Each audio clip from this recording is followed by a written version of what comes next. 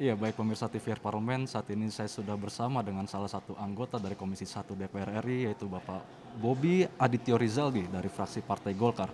Apa kabar Pak Bobi? Halo, apa kabar? Iya. Pak Bobi, terkait adanya kasus mutilasi nih Pak di Mimika Papua yang diduga melibatkan oknum TNI. Bagaimana Bapak melihatnya?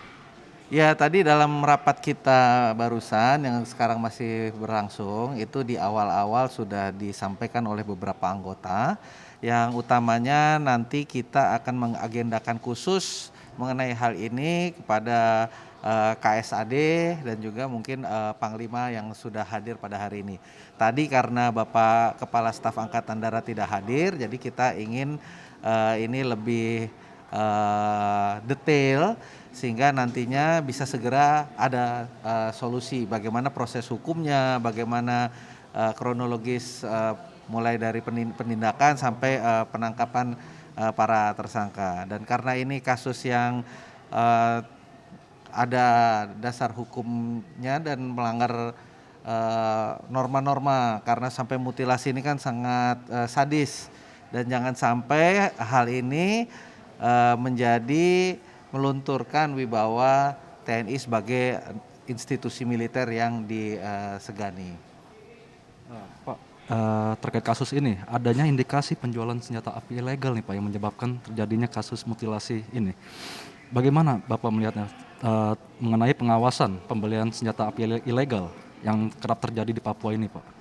Ya, kalau soal tentang adanya dugaan perdagangan senjata, dengan adanya kasus ini atau tidak ada kasus ini, memang sudah kewajiban dari aparat penegak hukum dan juga militer untuk selalu bisa mendeteksi bagaimana KKB itu bisa mendapatkan suplai senjata. Apakah karena ada perdagangan internal oleh oknum, apakah itu ada penyelundupan atau hal-hal yang kiranya bisa memproduksi dan mengadakan senjata tersebut. Jadi ini mungkin hanya salah satu kasus yang sebagai pemicu ini jaringan pengadaan dan perdagangan senjata, tapi tanpa ada kasus ini pun itu sudah menjadi tugas para aparat dan juga militer.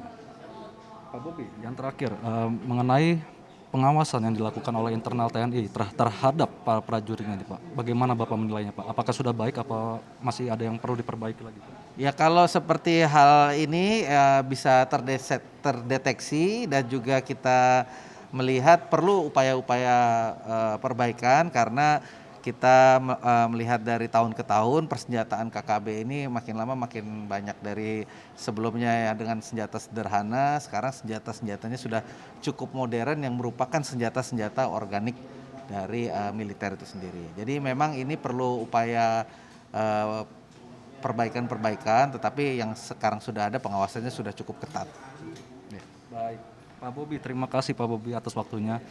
Demikian pemirsa wawancara saya dengan salah satu anggota Komisi 1 DPR RI, yaitu Bapak Bobi Adityo Rizaldi dari fraksi Partai Golkar. Saya kembalikan ke studio.